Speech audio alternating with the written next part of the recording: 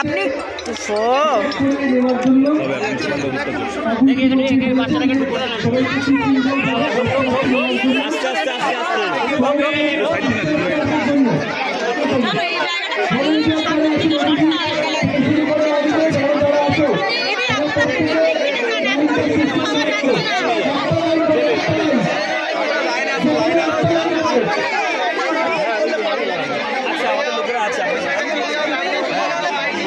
অনেকখানি দৌড়াদৌড়ি করছি, রং নেবে কাড়াকাড়ি করছে বারবার এসে। এই জন্য হাটটা পেলেন, এর মধ্যে কি কি আছে?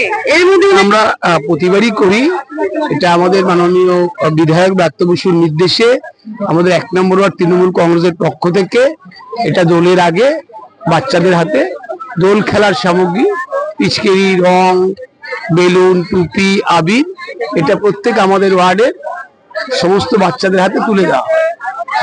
আনুমানিক কতগুলো বাচ্চা পেলো? আমাদের আমরা বাড়ি বাড়ি কুপন দিয়ে সবাইকে জানিয়েছি, আমাদের 1700-র মতো কুপন দেওয়া হয়েছে। এবার যারা এখানে এসছেন এতক্ষণ দেওয়া হলো, তারপরে চলবে যতক্ষণ আমাদের আছেন কুপন নিয়ে যারা আসবেন তাদের আমাদের দেওয়া হবে। ভোট দোরগোড়ায়, এই নিয়ে কি বলবেন? এসআইআর এর নথি বেরিয়ে গেল গতকাল, ভোট আসবে ভোট যাবে সেটা আলাদা বিষয়, কিন্তু এসআইআর নিয়ে আমার বক্তব্য, যেভাবে সাধারণ মানুষকে এসআইআর এর নামে হয়রানি করা হচ্ছে আপনারা দেখেছেন। আজকে আমাদের মাননীয় সাংসদ, দলের সেনাপতি, সাধারণ সম্পাদক, তিনি প্রেস কনফারেন্স করেছেন কিভাবে কত যারা আমাদের মহিলা ক্রিকেট দলের যিনি যার নেতৃত্বে যার অবদান অনেক বেশি, রিচা ঘোষ, তার নাম নেই।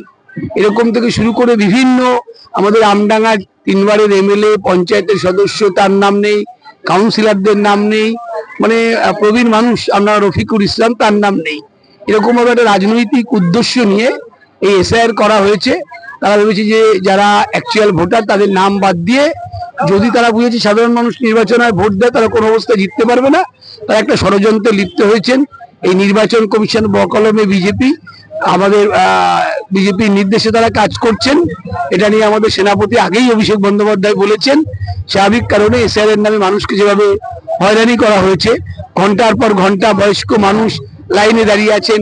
দেখুন, যাদের একেবারে সমস্ত কিছু ছিল, নথি ছিল, যাদের নাম উঠেছে তাদেরকেও ডাকা হয়েছে, তাদের নামও এসছে, তাদের সব ঠিক ছিল, তারপরে মানুষকে লাইনে দাঁড় করিয়ে বয়স্ক মানুষ, অসুস্থ মানুষ হয়তো কর্মসূচিতে বাইরে থাকেন, তাদের ছুটে আসতে হয়েছে এই হিয়ারিং এর নামে। এই যন্ত্রণা যা করেছেন, মানুষ তার যোগ্য জবাব আগামী নির্বাচনে বিজেপিকে বুঝিয়ে দেবেন যে তোমার ক্ষমতা আছে নির্বাচন কমিশনারকে দিয়ে তুমি মানুষকে হয়রান করতে পারো, লাইনে